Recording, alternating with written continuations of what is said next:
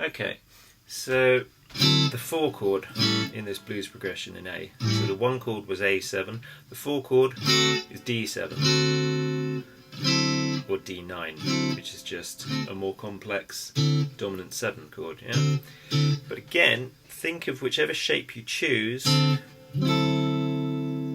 You've got the shape of the chord right there, and think of the scale shape superimposed over it, yeah, and how they overlap each other or how they relate. So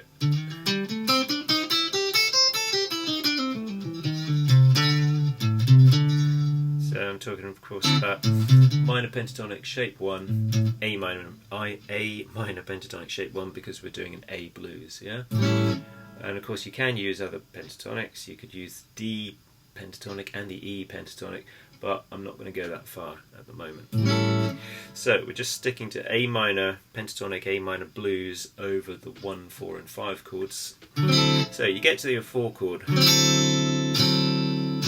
and we're going to pick out each note and start a lick from it and see if that note is contained within the minor pentatonic, and if it isn't, it'll probably be contained within the major pentatonic, and so we'll have to have a major lick.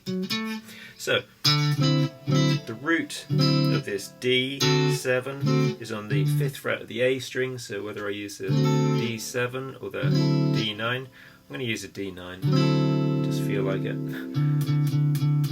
Okay, so a lick from this.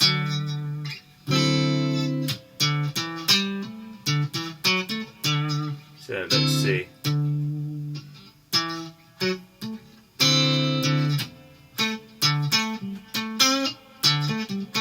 Let's just have that.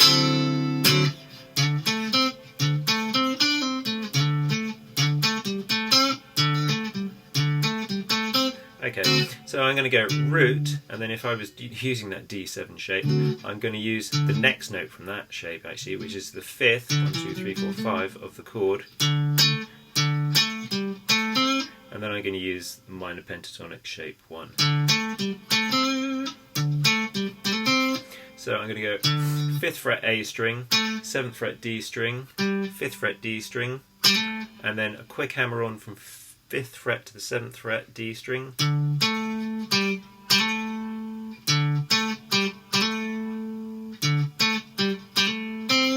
And then end on the 5th fret of the G string.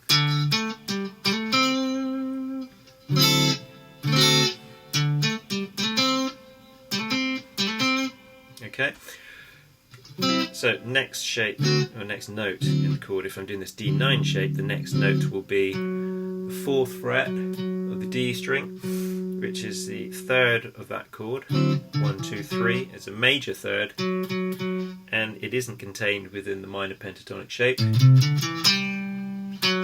Yeah, so the minor pentatonic shape would be 5th and 7th fret of the D string. But we've got the 4th fret of the D string here, or the note F sharp, and that is contained within shape 1 of the major pentatonic. So I'm going to use the major pentatonic shape 1 to get a lick. Okay, I'm going to start on the 4th fret of the D string.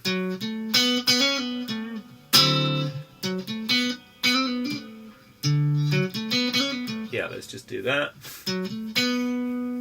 So I'm going 4th fret D string to 7th fret D string, then 4th fret G string, and then I'm going to do a hammer-on pull-off, and I can do it to the 6th fret, which stays in the major pentatonic, or I can do it to the 5th fret, which borrows from the minor pentatonic. So if I do my hammer on to the 6th fret, I'm going to the what was the major 3rd of the previous chord, and if I go to the 5th fret, I'm going to the flat 7 of this chord. So I think I prefer that one because it's actually going to define this chord more. The 6th fret will work because we've just been hearing this chord. so we're used to that sound, but it'd be nice to distinguish between that sound, 6th fret G string, which is what, a C sharp, going down to a C for our D7 chord. So I'm going to go, and I'm going to slide into that 4th fret.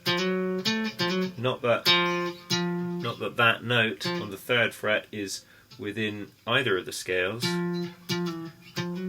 but it's so quick. The slide that I'm going to do is just an expressive technique. You don't really hear that note, which is F, which if I spent time on it is going to sound kind of, well, it will sound out, but if I just slide from it to the 4th fret, then you get that expressive technique. So sliding to the 4th fret from the 3rd fret on the D string, 7th fret D string, 4th fret G string, hammer on, pull off to 5th fret and back to 4th fret, and then back to the 7th fret of the D string.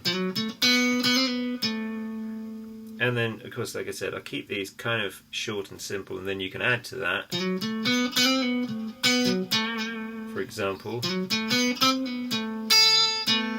those sorts of things. And I'm just taking, again, notes from, I was taking notes from the major pentatonic shape 1 shape, yeah?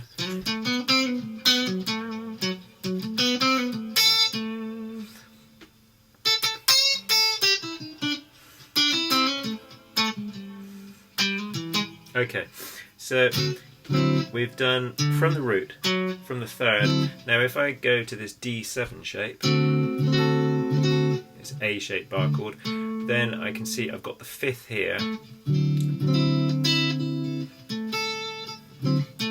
So a lick from here using the minor pentatonic shape 1.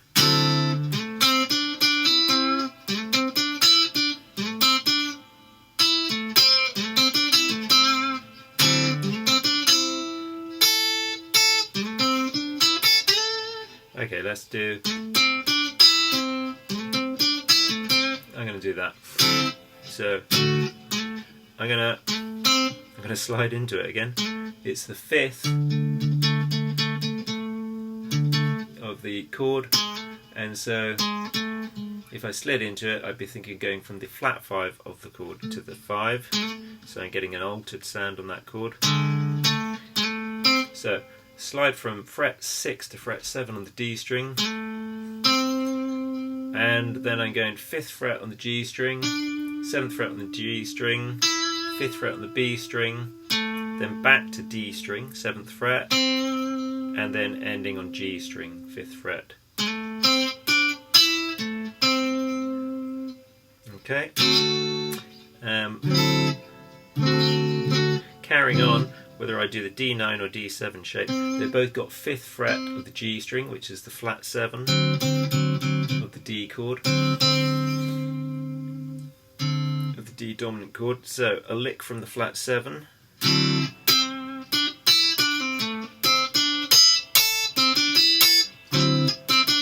No, just that. Let's just have that. So I've got flat 7, which is 5th fret of the G string, 7th fret of the G string, then 5th fret of the B string, and 5th fret of the top E string.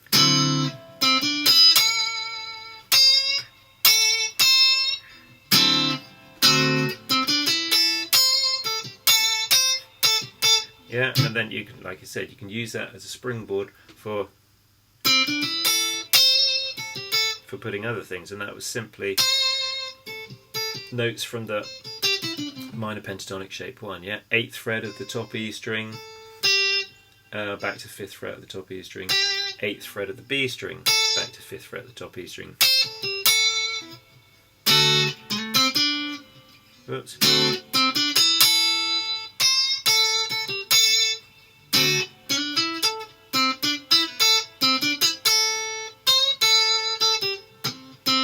Yeah, so you can, once you get used to the original lick,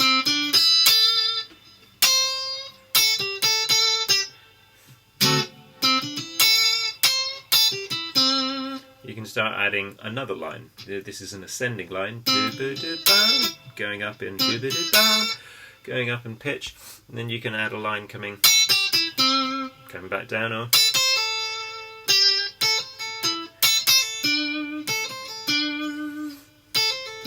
and yeah, coming down in pitch.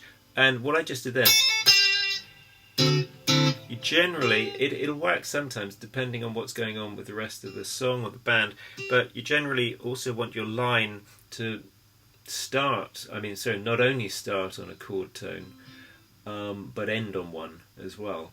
And that isn't a hard and fast rule at all, but for practice purposes and for getting used to having lines that really define a chord, it's a good thing to practice. So if I went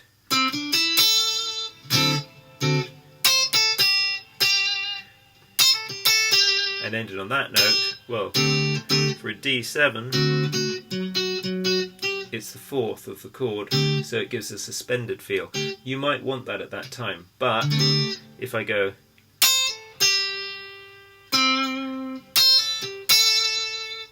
back to a chord tone, that's going to the fifth, or that's going to the flat 7,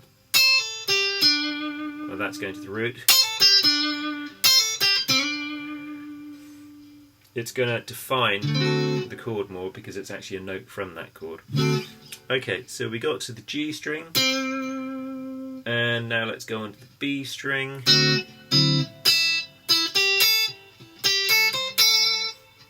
If we were playing the D9 shape, it would be 5th fret of the B string, and let's just do a really simple. So I've got basically the shape on the top two strings of the minor pentatonic shape 1. 5/8 on the B string, 5/8 on the top E string, and ending on fret 5 on the top E string. And if I was to do the D7 shape, I'd have the 7th fret of the B string, which is the octave of the major third. So again, I wouldn't be in the minor pentatonic anymore. This is a note from the major pentatonic. And remember, we're doing both A major and A minor pentatonic. We're just doing A pentatonics. We're not switching to D pentatonics or E pentatonics. Just pentatonics from the 1 chord. And seeing which notes of those pentatonics fit over, obviously the 1 chord, but also the 4 and 5 chord. So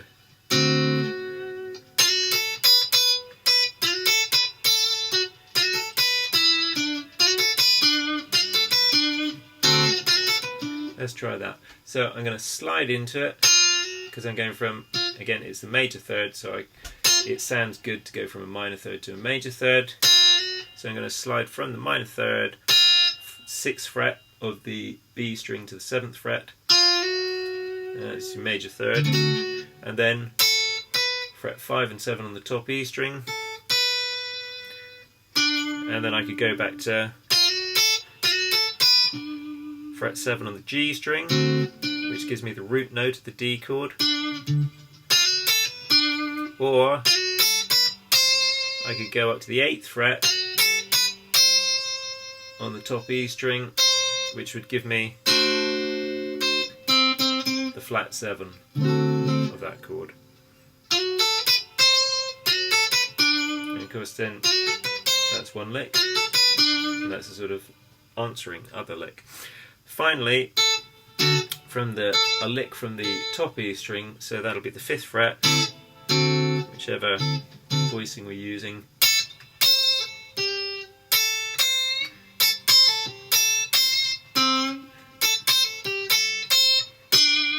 Yeah, so let's just do a simple. So I've got 5th fret, again this is just minor pentatonic, top two strings, the shape of the minor pentatonic, the A minor pentatonic, which are frets 5 and 8 on both the B and the top E strings. So I'm starting on the E string, fret 5, going to fret 8, pull off, back to fret 5, then fret 8 on the B string, back to fret 5 on the top E string, and then fret 8 on the top E string. And I, without thinking, want to put a little micro bend on it, but it's not actually a good idea because this is no longer the flat 3 of the 1 chord going to the major 3 of the 1 chord, it's the flat 7 of the 4 chord, and you don't want the flat 7 going to the major 7 of the chord. It's going to sound very bad. It's going to change the character of the chord, and it doesn't fit. So what was the lick?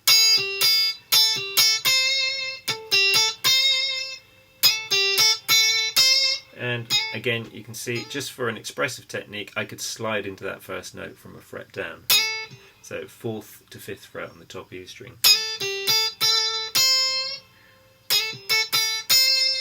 So instead of doing a micro bend, as I just did again, just do a little vibrato. And then if you wanted to add to that, you could go down an octave to the flat 7, down on the 5th fret of the G string, or to the root, 7th fret of the G string. Okay, well, that's turned into a long one as well, so I'll do a separate one for the 5 chord.